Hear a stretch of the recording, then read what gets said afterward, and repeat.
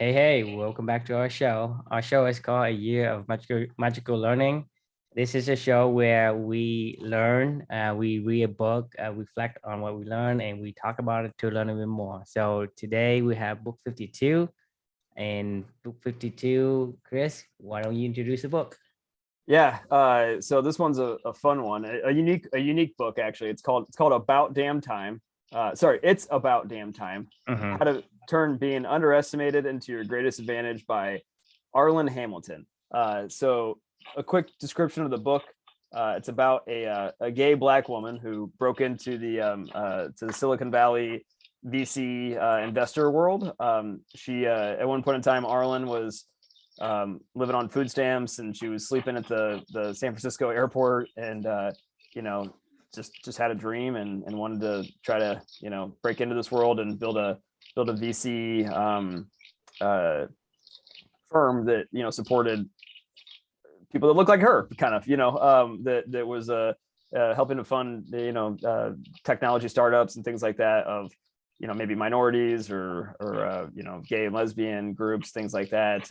And she ultimately succeeded and broke through and used a lot of her I guess just street smarts and things like that to kind of navigate her way through the world, and ultimately she found success.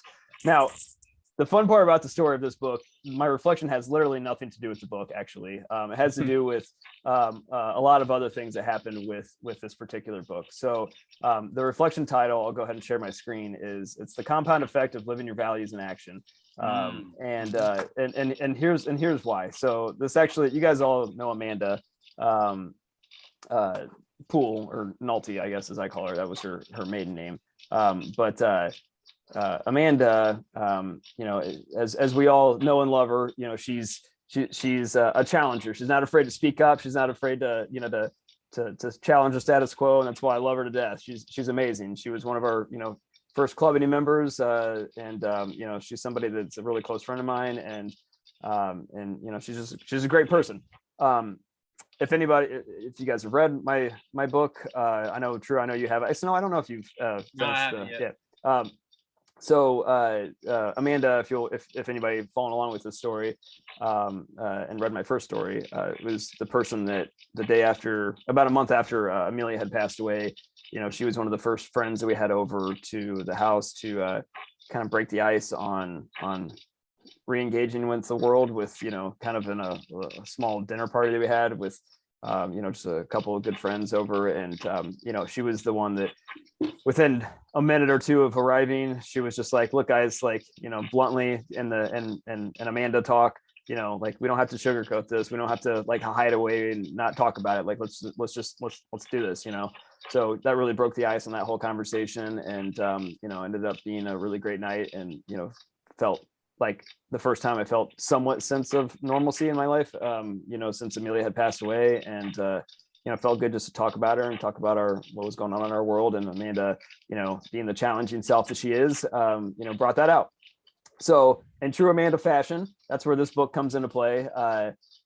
True, if you remember when she was going through the quest, and she was giving us feedback, she goes, I'm loving what I'm experiencing and everything, but at the same time, like, I feel like your guys, are forgetting about there's no female authors in any of the books that we were reading. And I know True and I both kind of stared at her blankly, like going like, well crap. I didn't really ever think about that, to be honest with you. And we appreciated Amanda bringing that to the forefront. And because of that, like, one of my core values is challenge, right? So the compound effect of living your values in action, kind of thing. I took that feedback from Amanda, and I went and I literally looked. I was about 80 books deep into this journey at that time, and I went and looked back at all the books that I had finished in the past, 8 months since Amelia had passed away, basically around that time, and I saw that only 3 of them were female authors, and I was like, holy shit! I was like, she's kind of, maybe she's onto something. Maybe I'm not. Like, I had a wide range. They weren't all just like white guys or something like that. But I to be fair, I wasn't looking at the authors ever. I was picking titles based off of, just wanting to learn something or what kind of appealed to me or whatever. But it wasn't necessarily like looking at it from a, need to get a certain perspective or whatever kind of thing. So, after Amanda challenged me on this one, I thought, hey, it's, I think it's think that's a fair challenge and something I'm going to try to strive to correct. So this brings me full circle to It's About Damn Time, right? So this is the book that I actually had happened to stumble upon this in the past. I had added it to my anti-library. And, you know, it sounded kind of interesting, but I had no intention of ever buying this book or reading this book or going through it at all. It just sounded interesting. And it was, you know, slowly but surely falling down the anti-library list, I guess, as I went.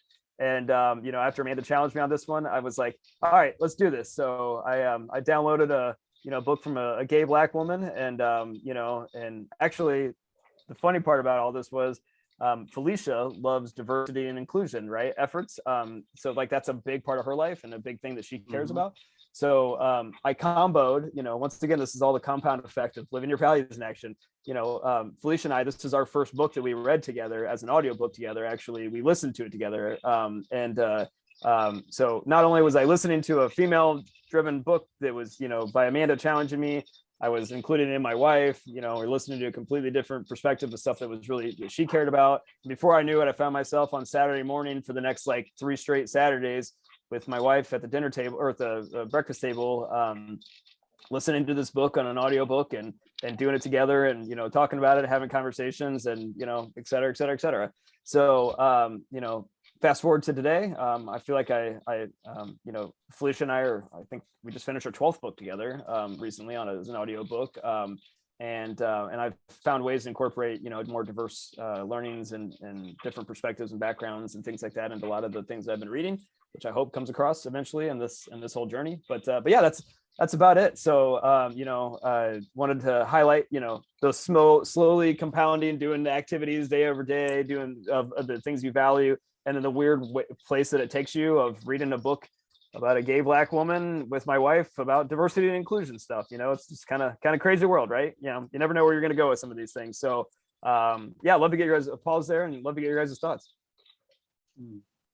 Well, at first it makes me think of that. Yeah, you didn't know what the journey was going to be, and yet you found some links at the end of it.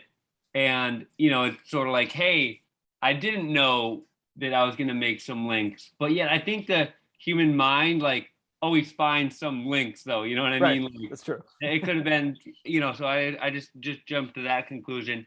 And I think that's just really neat though, that it did lead down like a path that, you know, maybe you were interested, like you were interested in reading more books with Felicia.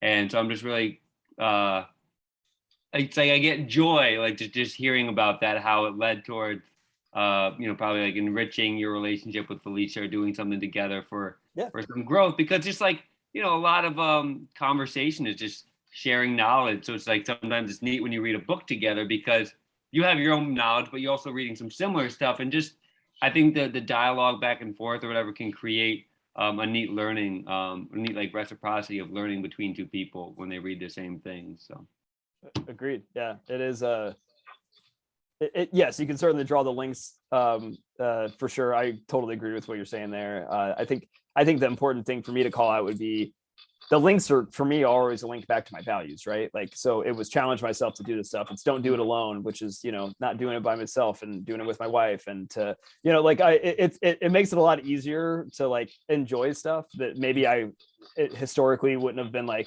yeah, I'm really excited to read a book about a gay Black woman's, you know, journey through Silicon Valley. Like, I mean, that would have never happened, I don't think, before Amelia, because of and not only that, the compound effect of even the Clubany of Amanda going through the core values quest. I mean, all that, it took months and months and months of that even happening for her to even challenge this whole entire thing, you know. So it's just kind of crazy how it all starts to spiral in an interesting spiral, you know, as you continue to go on in life.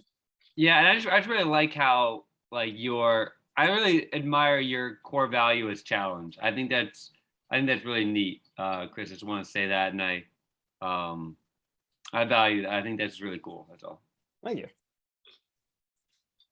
What do you got, Drew?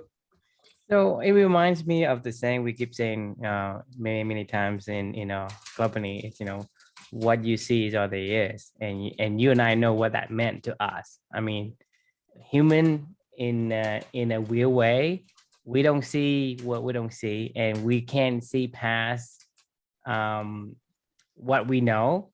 So it reminds me of like how people say, don't judge a book by its cover. It's just because we would never ever going to be looking for a book in this kind of a situation, or the author without Amanda telling us, hey, by the way, wake up and look over here, right? Right. And that's the thing, is we don't know that we would like it. And that's the thing, is by ourselves, because we are not adding new blood into the mix, right? We would never know. And it is so great to have like new and even like opposing ideas that challenges the current status quo of whatever we know. And that's the Right. thing, is and the reason why I bring up what you see is all there is because that's what Daniel Kahneman is saying, is that what you say isn't all there. There's much more than that. So it's one of those things that we need to be able to embrace the newness of anything that comes into our life. And Amanda is one of those things where, I mean, she's that kind of person that will pry into and say, hey, there's an elephant in the room, let's talk about the elephant in the room. Right. Why are we circling around the elephant? And that's Right. in your book, I can't imagine. I mean, that's essentially everybody went to the gathering was like avoiding talking about your atomic bomb. No one's asking until somebody say, look, we all think about it, why aren't we talking about it? And a lot of these things, like from that perspective, even for me, like knowing Amanda through just you and company, I've learned more and more about myself, and be able to add more to that layer of complexity in my life to kind of better it in a way. Right. That's where don't do it alone comes into is so valuable, right? Exactly. That's why, I mean, like what's the point of this world if you're doing it?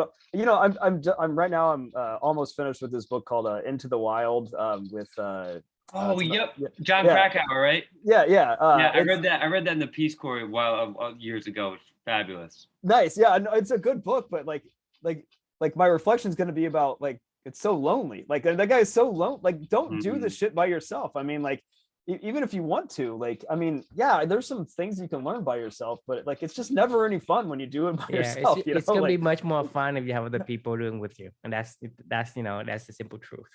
Yeah. No, it was a good book though. It's a good story to hear, but like, I mean, I don't want that to be my life. I don't know about you, Snow, but like, I mean, that's yeah. Yeah, well, I think that it's back and forth, because I can sometimes enjoy doing things on my own. Or I just got back from a trip where I was like hiking and being by myself for almost like a whole trip, except for just like meeting people on the trail or at the hostel, and even this might be too much of a digression, but in the book I'm reading right now, that's talking about like lifting people out of depression, it's like people cannot want to do things, so they're like, oh well, I don't have anybody to do something with. But he like challenges people, and he challenges patients to like list out things and say how much you think you're going to enjoy them, and then actually rate how much you enjoyed them, and rate whether you did them alone or by yourself. So maybe it was going to the movies or going to dinner, I don't know, other things. And actually when people ended up rating it, he found there was actually not like the actual satisfaction level was not necessarily in line of like what they thought, how much enjoyment they thought it would be. Interesting. Yeah, so there's that, but I think it depends on the person though too, right. So to be fair, let me revise. I would never want to write with somebody else at the same time. Like I do have alone activities that I want to do by myself, but I want to share like that with somebody, right? Like and like the dude in Into the Wild. It's like drinking, right? You guys drink, right. You can drink alone or you can drink with people. So the thing is, when you drink with people, you're not enjoying so much of the alcoholic, you're enjoying the company you have, right?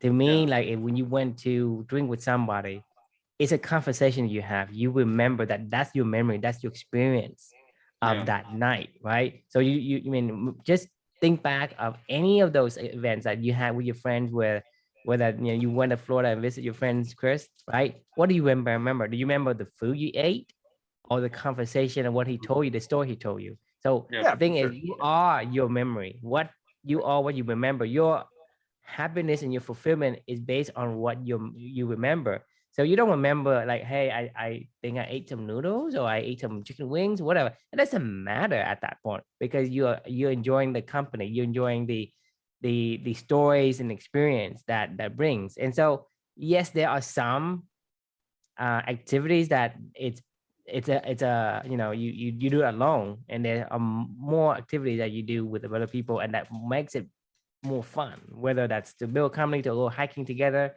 to go surf, go swimming. It doesn't matter. I mean, you think about it. No, but I think it could make it better, but it could also make it worse though. Because let's say you end up going to a nice Italian restaurant, the food is fabulous, but boy, your friend was a real jerk to you and kind of spoiled the night. So I think it's all kind of subjective or can go either way.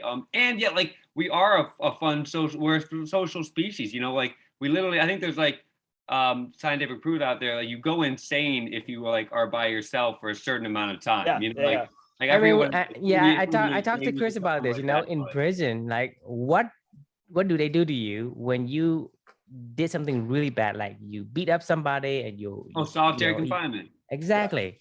Yeah. And why do these tough criminals are so afraid of solitary confinement?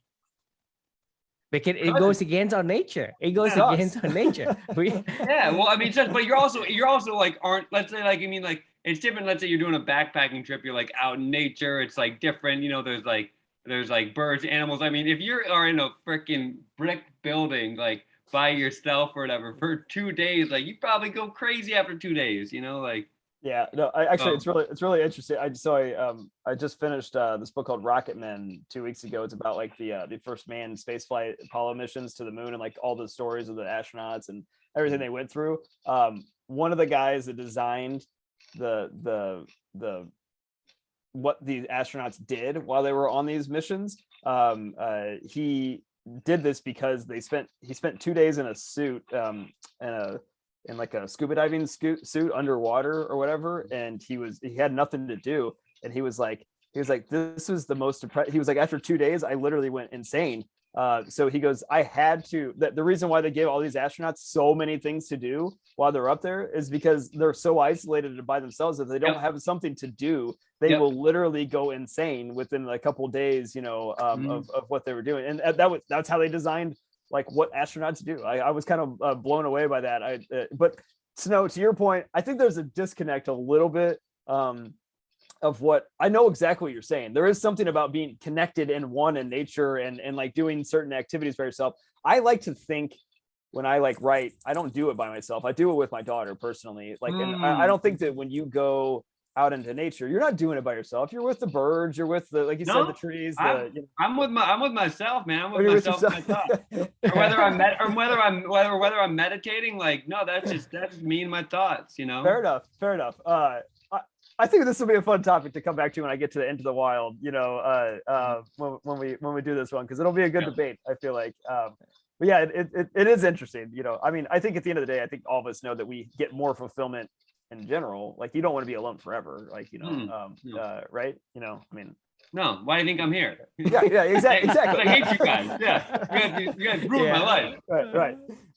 Anyway, all right. So circling back to the question, that we can. Any other final thoughts here for you guys on Arlan Hamilton and living your compound, the compound effect of living your values in action? Well, yeah, we'll just go back down to that question that you have at the I just want to like make sure we kind of like really look at that. Oh, in what ways have you experienced the compounding effect of living your values in your own life? Because it's like pretty much about like how she like lived her values, like decided to be like whatever, and this like how it's gonna be.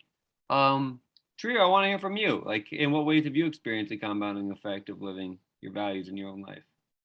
I mean, basically, there's so many things that you encounter in life, and without, I guess, kind of like using your value as a point of reference, you get lost and you do so many different things, and a lot of times, it doesn't add up. But compound effects, to me, they always add, right? It always add, whether it's negative or positive. It always add. Where you do something bad, right? Continue to do something bad, it's going to compound up to something huge. if you do something good, right? And so when I say bad and good, it's like, is it away from your value or closer to your value? So if you use your value, the compound fact is what you want. The compound fact will give you what you want versus what you may not want, right? And so finding your values and doing things along that value will get you to the point where there is a monumental benefit. So, for example, in my case, is I've done the company with Chris. I do the quest. You know, I get to the point where I enjoy a lot about talking to people about different topics, and I enjoy the learning from other people. And at the same time, I've gained tremendous knowledge. So right now, I can talk to anyone about anything in any topic, right? Because I have got so much of the knowledge, and I'll keep continue to add on to that foundation. And so that's the compound fact that I really like. And doing that, it's along the value of my value of learning. And that is essentially that what I want. And I'm very happy with where I'm going, where I'm at right now. True, I think that's neat. And just we talk about, you know, building your knowledge, because it seems like, yeah, you're someone who really likes to be in dialogue, connect with people. And so like if you have a background knowledge of a little bit, it's like, yeah, you can put your little spice on it, or you can understand what people are talking about, and you can put your reflections in, and Yeah. it becomes like you say, yeah, it becomes then, you know, I mean, not about each individual. It becomes about a collective like conversation, or like kind of like a coming together of right. It's not a like, one-way conversation, because you yeah. know, when I have the some of the information and some of the knowledge, I get what you're talking about. I understand. I can put myself in your shoe, and I can walk alongside you, and that's gonna make a much more meaningful conversation. Yeah, no, it makes me, that thought makes me think about Trio when I was in Tanzania with the Peace Corps. Like I pushed myself to learn the language so much because I was like, dude, I just want to be able to connect, or especially like have humor. Like I miss having humor. Like if I don't know the language, there's like no humor, jokes, you know, like, Right. and like, yeah, just connecting with people, I mean, is great. And that kind of comes back to like the solitude versus not solitude. I mean, connecting with people is, I don't know, it's definitely like, I think you know, there's chemicals that are released in our brain. I think it's serotonin or whatever. Not that it matters. Right. But like there is like pleasure that comes.